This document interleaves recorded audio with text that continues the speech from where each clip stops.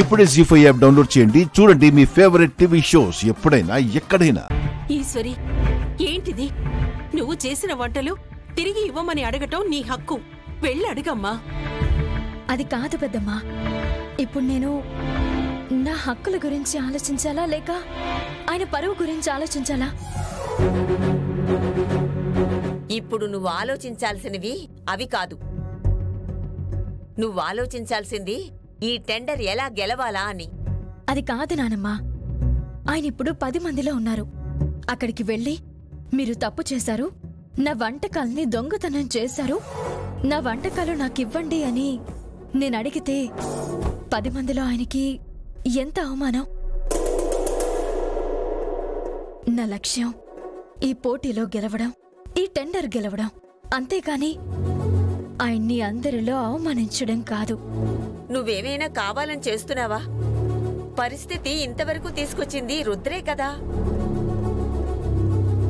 ఇప్పుడు తన పరువు ఏమైపోతుందో అని నువ్వు ఆలోచిస్తే ఎలా? ఈశ్వరి చెప్పింది కూడా నిజమే అత్తయ్య గారు.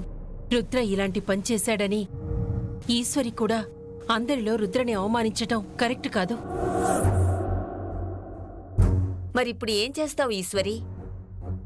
ఈ పోటీలో నీ వంటకాలు లేకపోతే ఇక్కడ్నించి నువ్వే తప్పుకోవాలి. ఈ టెండర్ నీకు వస్తుందన్న ఆలోచన కూడా వదులుకోవాలి. అది ఆలోచిస్తున్నా నానమ్మా. ఏం చేయాలో అర్థం కావడం లేదు. అమ్మా ఈశ్వరి. కుమారి ఆంటీ, మీరా? ఈరోజు కూడా వచ్చారా? అవునమ్మా, ఈ రోజు పోటీలో నువ్వేం చేయబోతున్నావో అని చూద్దామని వచ్చాను. ఇంకెక్కడ పోటీలేండి? ఈశ్వరి పక్కకు తప్పుకోవలసి వస్తుందేమో.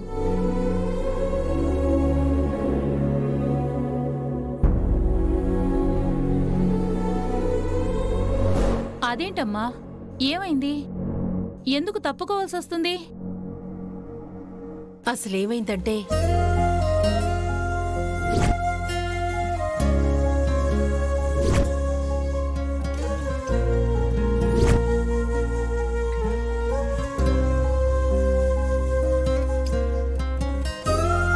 అమ్మా ఈశ్వరి, నీలో ఏదో ప్రతిభ ఉందని తెలిసే నేను ఈ పోటీ నుంచి తప్పుకున్నాను. నువ్వు గెలవాలని ఆశించే ఎంతో ఆశతో నువ్వు ఏం చెయ్యబోతున్నావో చూడాలనే నేనిక్కడికొచ్చాను. నీకు తెలియకుండా నిన్ను అనుసరించేవాళ్ళు, నిన్ను అభిమానించేవాళ్ళు చాలా మంది ఉంటారు. నువ్వు అలాంటి వాళ్ళందరికీ ఆదర్శంగా ఉండాలమ్మా. అలాంటి వాళ్ళ ఆశల మీద నువ్వు నీళ్లు చల్లకూడదమ్మా.